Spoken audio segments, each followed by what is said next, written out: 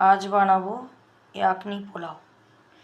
এই মশলাগুলোকে রেডি করে নিয়েছি। এবার কড়াইতে ঘি দিয়ে এগুলোকে একটু ভাজবো।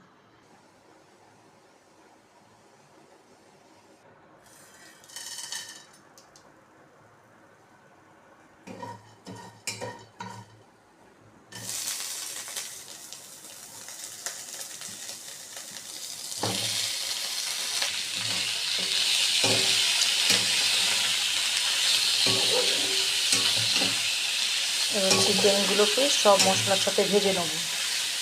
ভেজে নিয়ে একটু নুন দিয়ে জল দিয়ে সেদ্ধ করতে দেবো। আমি চালের মাপের মতোই পরিমাণ মতো জল এখানে চিকেনে ব্যবহার করব।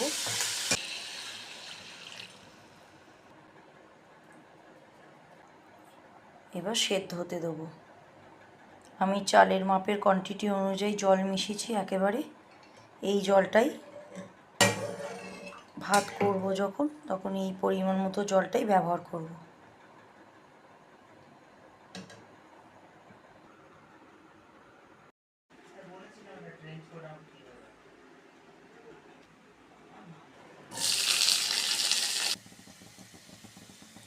সাজিরে দিলাম।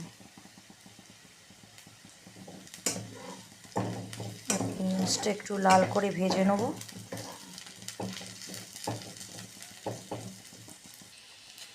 আদা রসুন বাটা দিলাম।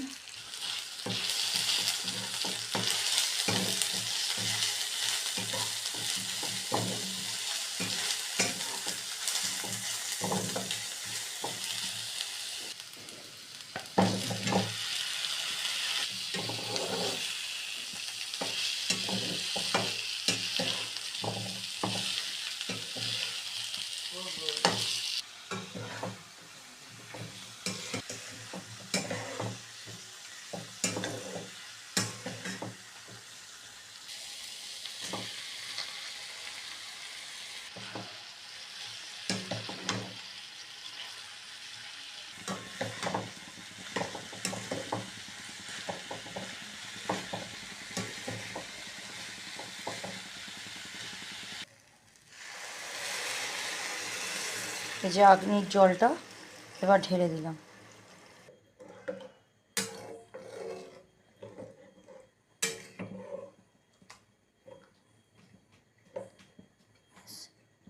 এবার চাপা দিয়ে দমে খানিকক্ষণ রেখে দেবো, ভাতটা সেদ্ধ হওয়া পর্যন্ত।